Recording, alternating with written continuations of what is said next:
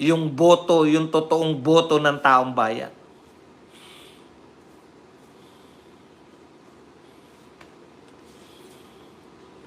Kaya sa 2028, yung mga hindi pumasok ngayon na senatoriables natin, papasok po sila.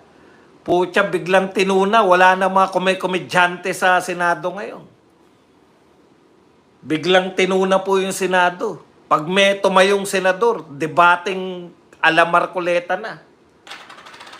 Magpatawa man, pang matalino rin. O preskon para masaya, para pasikat, di ba? Siguro lalo na inggit si Paduano ngayon kay Senator Marcoleta. Tignan nyo ha. Yung hindi nyo pinagsasalita dyan, kaya ayaw nilang pagsalitain eh. Ayaw nila maging presidente si Sara, talunin nila sa 2028. Correct! Attorney Bundok pa. O, kita nyo? Attorney Bundok pa. Very ano pa po yun. Bata, mapusok. Kibuloy should run again. Lovely Mendoza. Tama po yun. Ang hirap po kasi yung alam niyo naman yung kampi ni Pastor Kibuloy, nasa ano lang po siya. Ano yung pabida ni Amy? Sa press con na siya ang isa sa dahilan kung bakit nabaon ng impeachment versus BP Sara. Ewan ko kung ano. Alam niyo naman yan. May pa-effect yan eh. From Emily. Thank you very much, Ma'am Emily, sa 500 yen. Maraming salamat po, Ma'am Emily. Emily pala pangalan nito ni Hapon. Sigurado magluluksa ngayon ng mga tao ni Tambalulong na Bonjing. Boss, ano po masasabi mo na binago daw ang batas ng Kongreso about impeachment ng Supreme Court? May karapatan po ang tawag po doon, judicial review. Kung nakita po ng Supreme Court na may kalituhan, di ba? Nagkakaroon po ng kalituhan, lilinaw po nila yung batas. Kasi po sila nag-interpret ng batas eh. Wala po makakapagsabi sa Supreme Court na unconstitutional yung ginagawa ng Supreme Court. Sila po, kung ano po ang pasya ng Supreme Court, wala na po, dead end po ang Supreme Court. Kaya takantaka ko rito sa mga to eh. Kakarayin nila yung mga nag-uulyanin ng mga dating Supreme Court justices na alam mo naman namumuliti ka. Tignan yung ginawa ni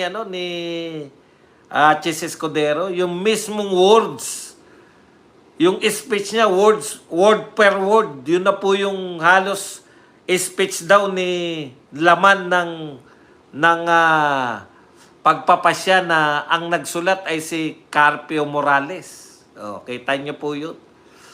Kung umubra kay Davide yun, bakit hindi pwedeng umubra kay BP Sara? Si Meldo. Boss, ano po masasabi mo na binago daw? Yan. Okay lang. Wala pong silang karapatan na sabihin na binago yung rules nila. No? Dahil Constitution po, mas mataas po. Ang lahat po ng rules, parang ganito po yan eh. Meron kayong sarili, barangay ordinance. Mas mataas po yung city ordinance kaysa sa barangay ordinance. Pag magkakontra po yung city tsaka barangay ordinance, ang mananaig yung city ordinance, di ba? O ganun din po yan. Pag may rules ng Congress, ang mananaig po yung Constitution.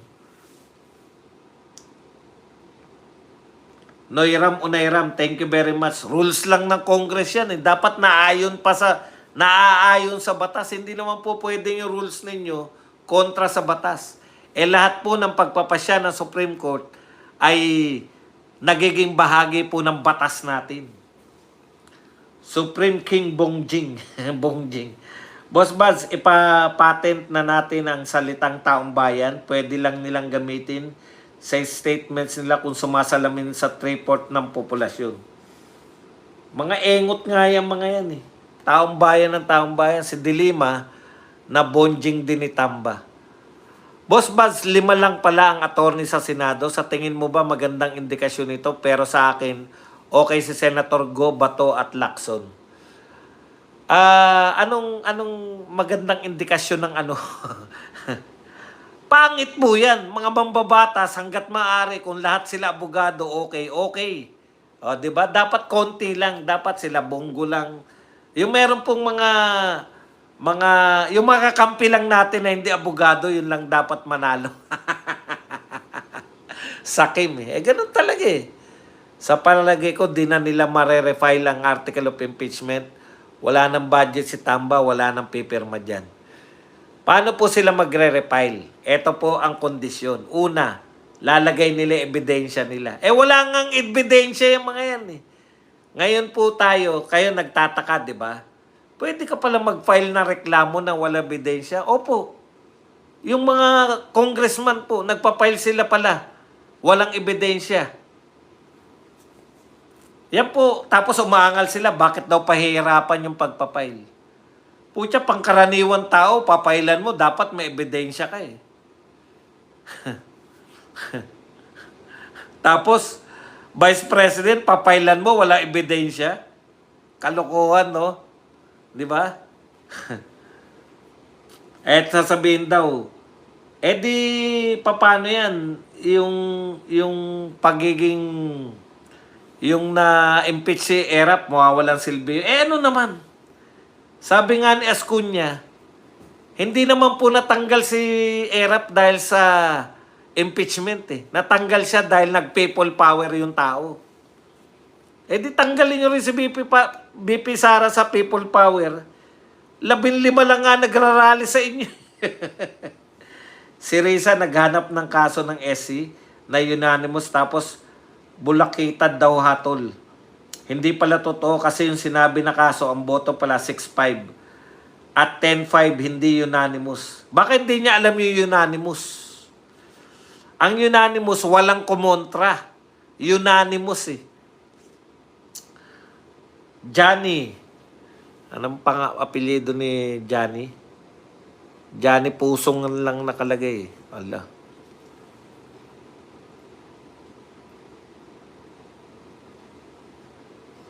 Boss, nakakalimutan na natin yung pangako ni Tito Soto na ibibigay niya yung sahod niya sa mahirap. Totohanin kaya niya yun o budol na naman tayo ni Soto?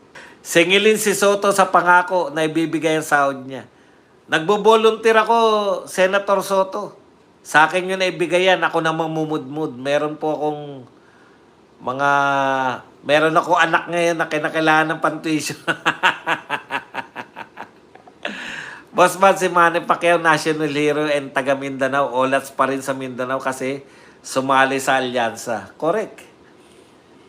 Hari ng impeachment na nga, dilawan, hangad ang makahuli ang pinakamataas na kapangyarihan sakim sa mga engot. Alam nyo, yung mga dilawan, walang paggalang yan sa boto eh. Binoto ng tao, i-impeach nila. Dalawa, di ba? Binoto ng tao, sila pa rin na masusunod. Si Erap, tignan nyo. Laki ng lamang na Erap, pero alam ang batas, balikan na lang sa pagpapatawa, Soto. Buti pa si Lito Lapid, alam ang batas. Loren Carlo, kailan naging national hero si Pacman? Ang idol kung si Pacquiao ay pambansang kamao lang, hindi pambansang bayani. Mas matalino si Lapid, nabudol niya si BBM. Si Johnny Pusong ay isang waray-waray ata yan. Yan. Kapag kanin ay hilaw, ibig sabihin ay minadali. Natuwa ko kay Senator Marcoleta na sinabi niya pag siya lalakad nakasapatos at sa kalsada kaya hindi matitinik. Sir Buddy, yung una at pangatlo, kaya di umusad kasi walang bayaran kaysa port complaint na sila sa House of Crocs. Yung una hanggang pangatlo pala, walang bayaran. Boss Badong, kung nagkataon na magkakampi yung Senado,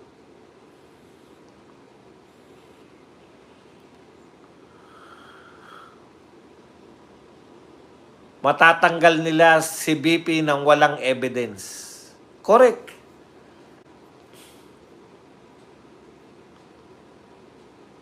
Yung nakakagulat pa, sabi ni Tokmol, never wrong daw siya sa decision ng Senate.